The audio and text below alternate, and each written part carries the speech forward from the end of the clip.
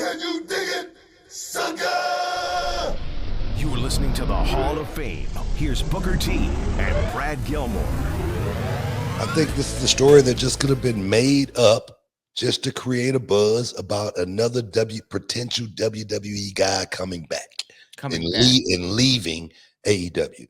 Perfect guy, Malakai Black. Yeah, his wife is there, Zelina Vega. He's got the relationship with Triple H. Yeah. Not used the best, I guess, on AEW television. Like, you don't see him a whole lot on TV and something meaningful. I think he's a hell of a talent. I've always been a fan of his. I even saw the return of the House of Black without him for the first time since his release. That's what they was talking about on the internet. So if it's a made up story, but here's the other thing though. So who made up the 5 years? Because I remember Tony Khan, because Malakai Black in that clip says, I never had a contract for 5 years. I remember Tony Khan saying something that he was signed through 2027.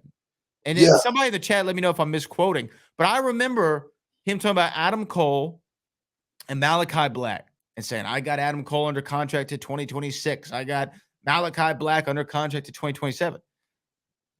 So, I mean, why would you say that if it's not true? I mean, perception is reality. Right? Yeah. If you said, a lot of times people believe it. Well, you believed it, didn't you? Well, I believe the guy who owns the company. Well, that's what I'm saying. You believed it. So he sold you, right? Well, I mean, there was no reason for me to doubt it. He didn't sell me. There's no reason for me to doubt that. Why would someone lie about that? What I'm saying is, you took it at face value. I did take it at face value.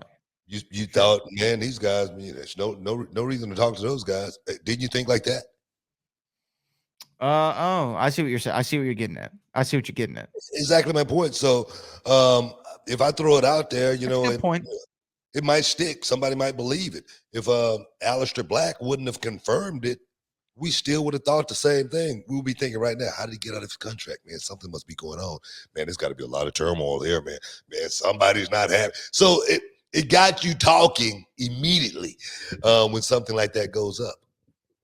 Well, here's the other thing, though. If no one asked for their release, why is there a Tony Khan doctrine about nobody getting their releases? If nobody asked for them, why would you even say that?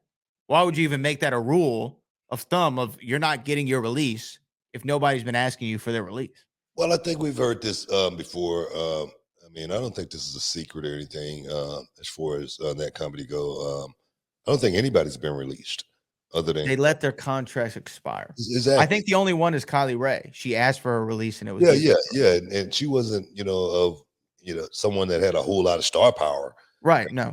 At that time, so letting someone like that out of their contract, especially when they're going through, mental issues, we need to let you do what you need to do right now. So I get that. I understand that, but it hasn't been a lot of guys in that company. Most of those guys are, Joey Janela's even has written their contracts all the way out to the end when they hadn't been on TV.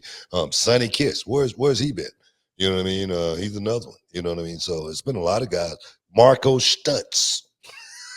He got his contract ran. His contract ran out as well. So yeah, man.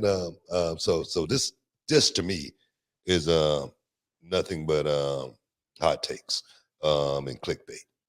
Well, here's the thing. I don't like that Malakai had to come out here and address all of this.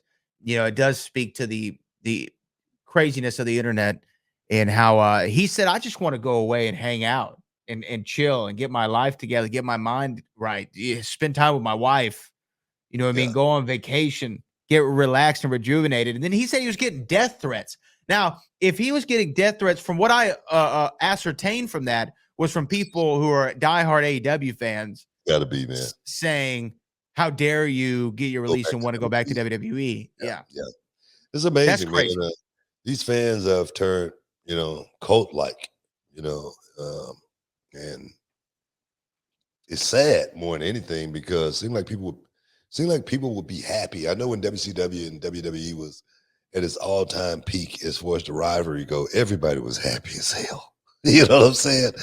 Then again, we didn't have Twitter. You know what I mean? We didn't have social media. I think the social media world definitely has turned things upside down, and it's made people, choose sides in so many different ways. We see our politics today like we've never seen it before, and I think it's due to Twitter, social media, people being able to go out there and blow that horn, man. And it's kind of crazy. It's kind of crazy with this life we're living in right now. But we're in it, and we just got to deal with it. Can you dig it, sucker?